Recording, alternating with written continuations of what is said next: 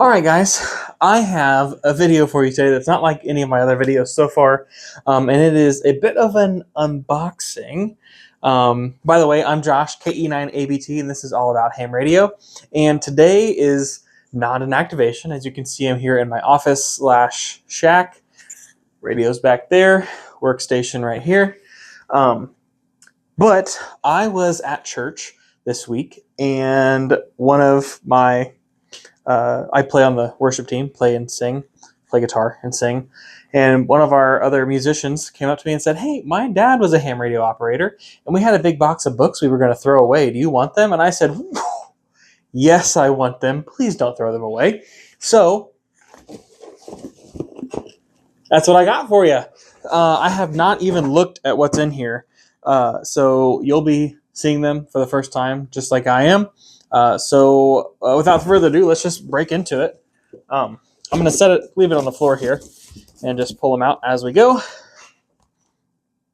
Okay, this says all about cubicle quad antennas. So that's book number 1, second edition. Interesting. Oh, it's got lots of cool graphs and pictures. I'm not familiar with cubicle quad antennas. I don't know if they are transmit and receive, or just transmit. I'm sure they're transmit and receive. I said and just transmit. They'd be receive only more likely, if anything. That'll be neat. I'll have to take a look at that. Share that with some other friends. So cool. All about cubicle quad antennas. Wow. This is an issue of Amateur Radio CQ magazine, serving amateurs since 1945. This is a June of 1977. That's going to be really cool to look through. I bet I could find my first HF radio in here. Actually, it would have been probably. Okay, maybe this was just after mine would have been. This is VHF anyway.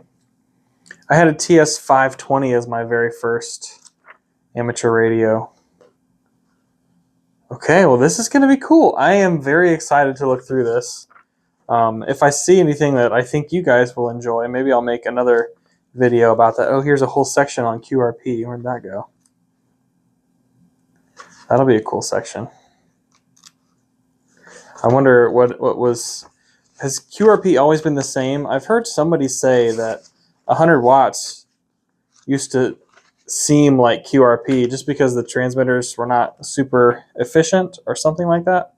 I'm just repeating information. I don't know that to be true in any sense, but the art of very low power operating, the almost impossible challenge, QRP-P, DXCC 3 and 4.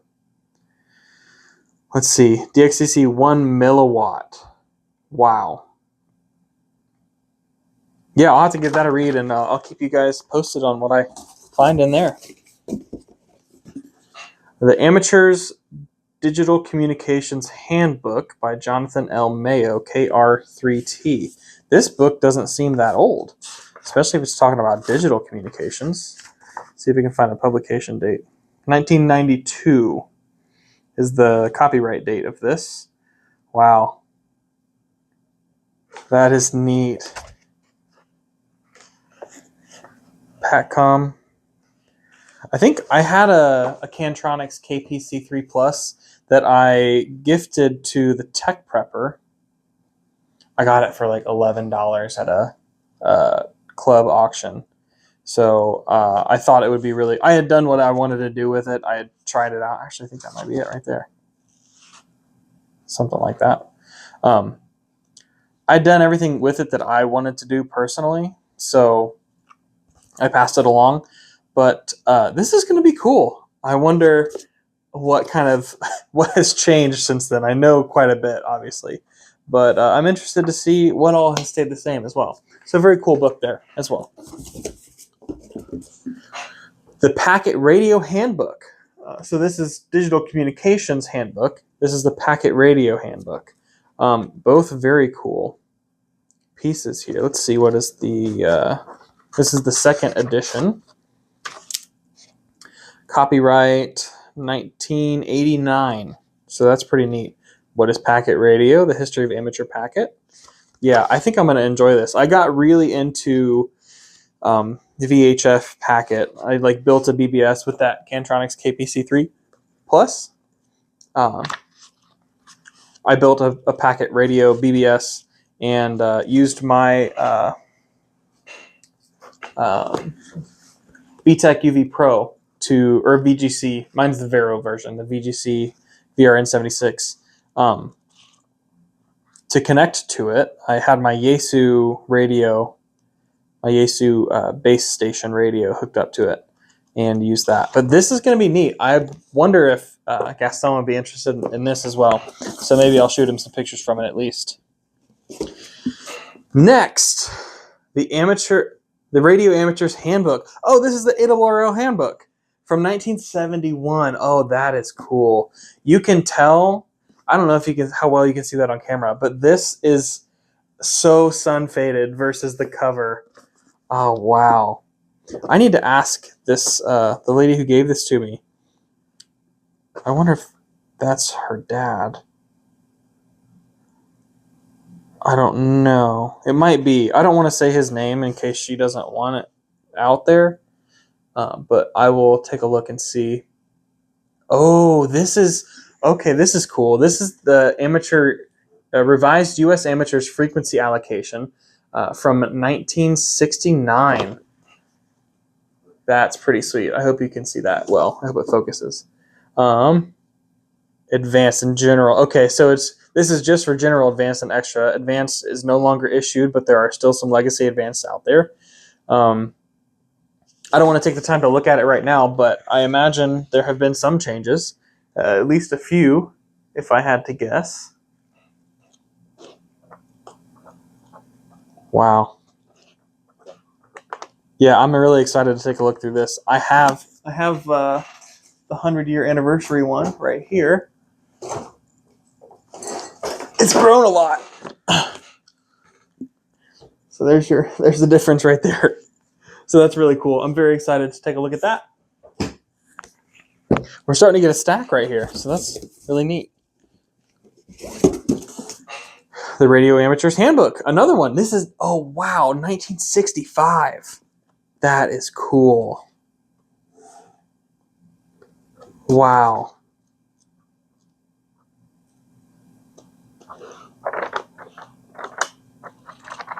Yeah, guys, I'm very excited to look through these. I'm sure it'll be a lot of the same information because, radio hasn't changed. I mean, that's not true. Radio's changed a bunch, but like the science behind radio doesn't change. We learned more about it, I guess, but that's really neat. It looks like there's a little bit of maybe mold or mildew on this one, but still a very cool book nonetheless. Might need to clean it up a little bit. Ooh, here's a hardback book. Radio Handbook, 17th edition. For editors and engineers. I don't know what this is.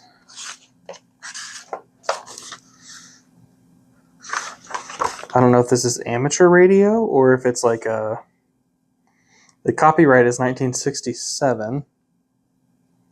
Okay, people are using their call signs, so I imagine it is amateur radio. But this isn't like the same as the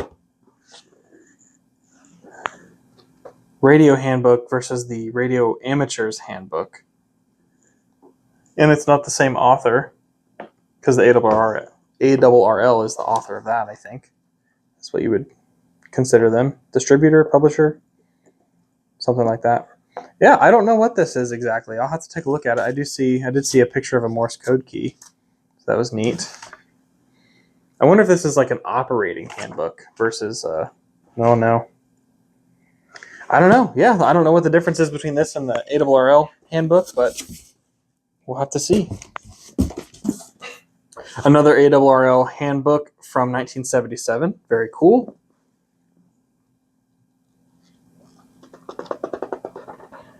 Yeah, I might have to like display these or something. I do share this office with my wife. Her desk is behind you.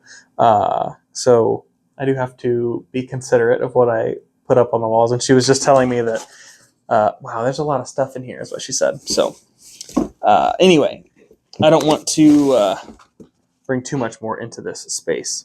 Easy up antennas. This will be neat for radio listeners and hams. I was just talking to an Elmer of mine, KB9RPG. Oh, this is interesting. About doing something different with my in-fed half-wave. I don't know. I didn't make a video or ever show you guys that I had a Kenwood TS440, and it would tune up 30 meters on my 40 meter in-fed half-wave. So it had a really good tuner in it. This TS450 or FT450 that I just bought from KB9RPG, its tuner doesn't tune in 30 on my 40 meter in-fed half-wave. So I was thinking about putting a coil and another small length of wire on the end to make it an 80 meter in-fed half-wave, but that'll raise the Q, and I'm not 100% sure I want to do that. And I don't really know if it would make that big of a difference anyway. This is neat. I will definitely be looking through this more. Let's check the copyright date on it.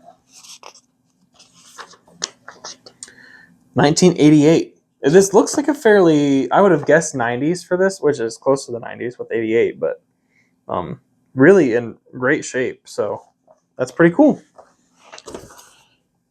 All right, let's see. Oh, that's 2. Put one back for now. Ham Radio Horizons. A new era in amateur radio arrives. March of 1977. Riding high with Oscar satellites. Oh, that's cool. Wow.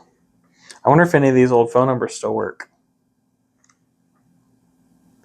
Hey, yeah, that's my first radio right there. The Kenwood TS520.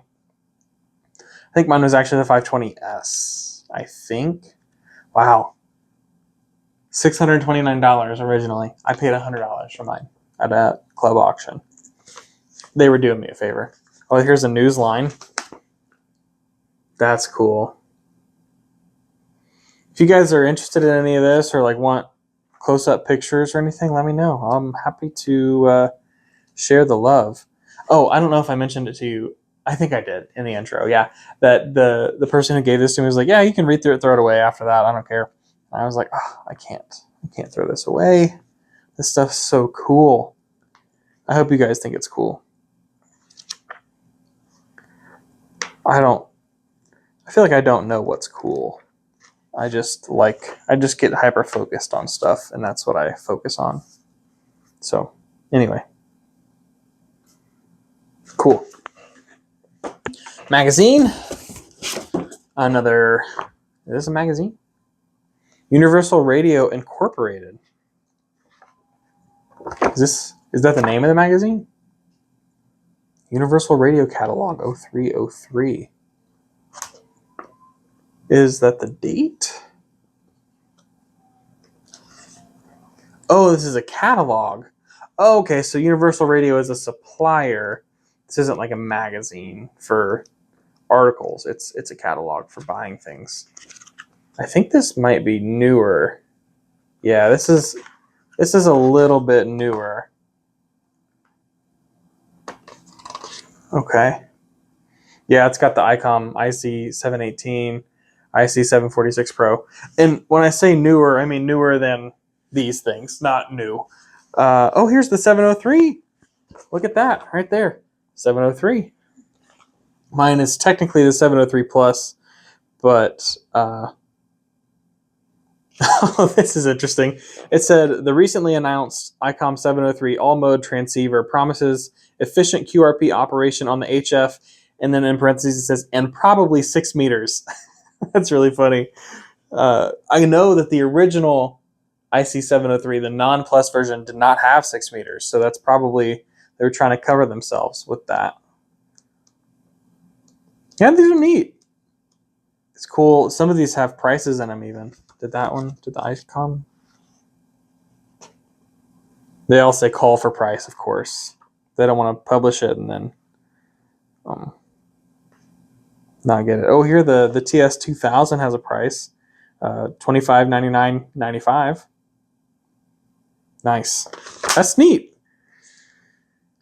Give you some reference of like what things cost back in the day, though it wasn't that long ago. Single sideband for the radio amateur. That's neat. I know that single sideband got a bad reputation when it was first introduced. Everybody said AM would sound better, which I think you could still make an argument for that. There's a fullness to AM that you don't necessarily get. 1965. And this is by the ARRL as well. It's got some schematics and stuff in here, so that'll be a neat read. Though I am mostly a CW op these days.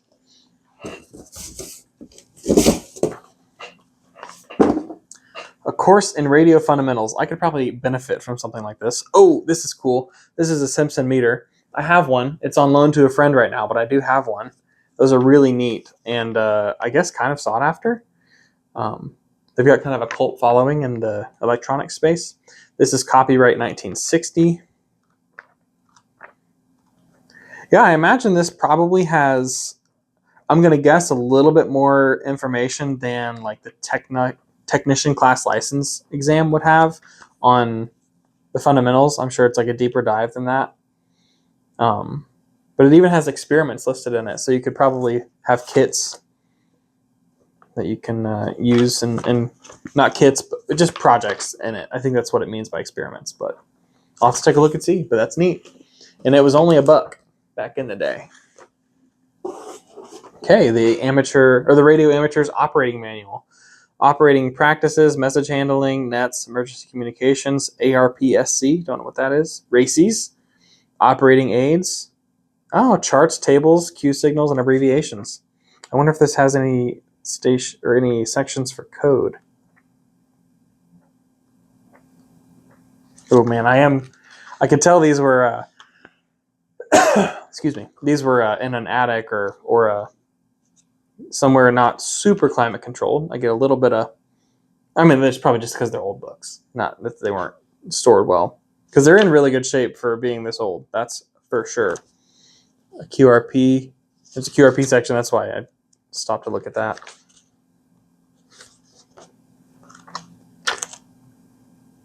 Aha! Yeah, there's a section on code here, so I'm gonna definitely have to take a look at that. Oh man, this is gonna be cool. I'm very excited for these. Yeah, super neat. All right, I gotta keep going. You guys are I probably lost all of the viewership, but that's okay. The mobile manual for radio amateurs. Let's see the copyright date. 1962. I bet this will be interesting about like mobile mounting in your car, stuff like that. And yeah, it looks like they've got quite a few maybe kit builds or like schematics and stuff. Pretty interesting. Automatic mobile antenna tuning. That's interesting. I wonder if they have any pictures of the ATOS in here. Haha. Neat. All right, good deal. Next, we've got the VHF manual. Oh, so it's got some pictures of large dishes, satellite dishes, or not satellite necessarily, but dish antennas. Principles and practice for the world above 50 megacycles. I don't know if you can see that. It's got MC instead of megahertz. That's pretty cool.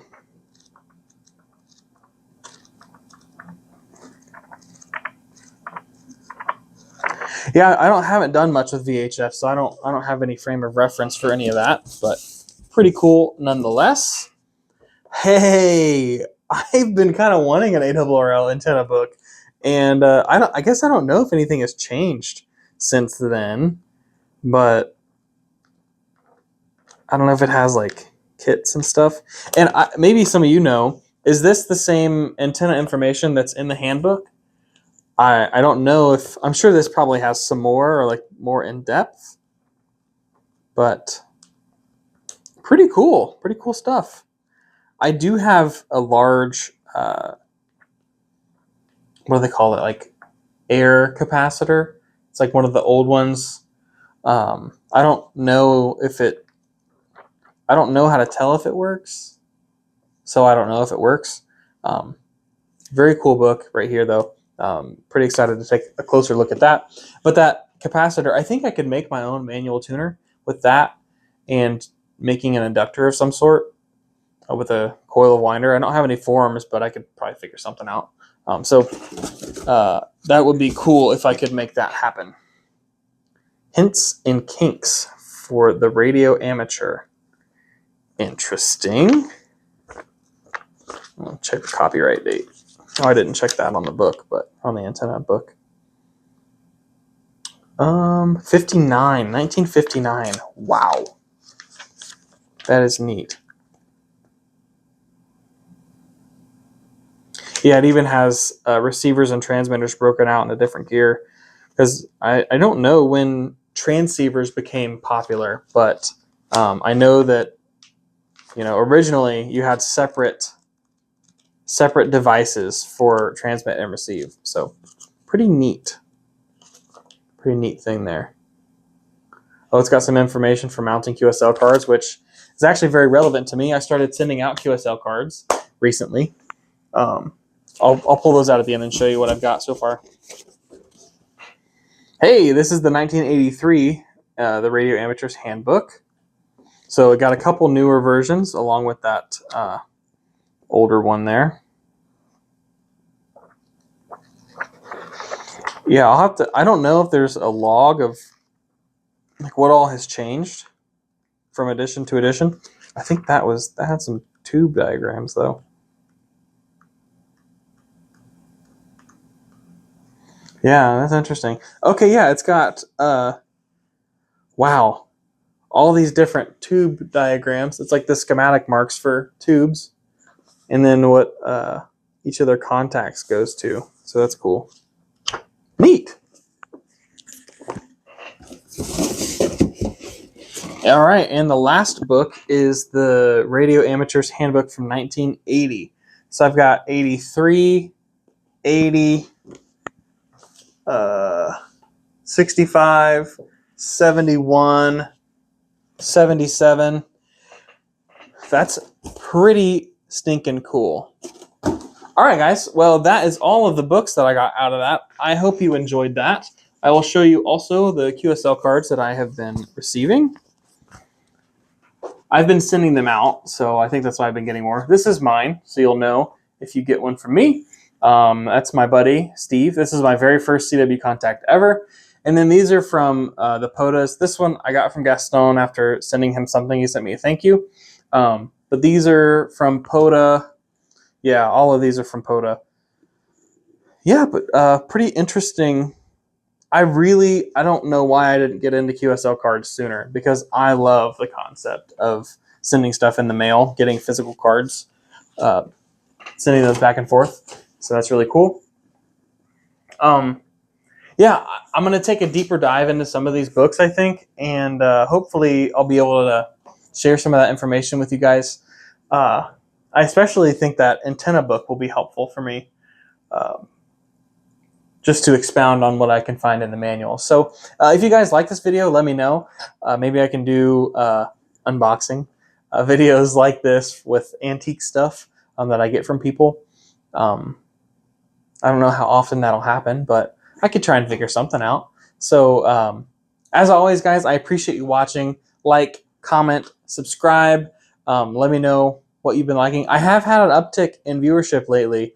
Somebody commented on one of the videos. If you saw my last video, I had a compilation of all of the times I threw the antenna line up into the air, and I thought it was hilarious. And somebody else commented on the video and said that was so funny. And then it seems after that comment, I had a lot more viewers show up. So that was really cool. It is currently, I think it's my top watch hours video, but not my top number of views, but that means the viewer retention is better. So that's great. As a result of that, I did make a throw weight here. This is just some spare Cordura that I had. I make my own bags and stuff. So I had some Cordura laying around and I made a throw weight.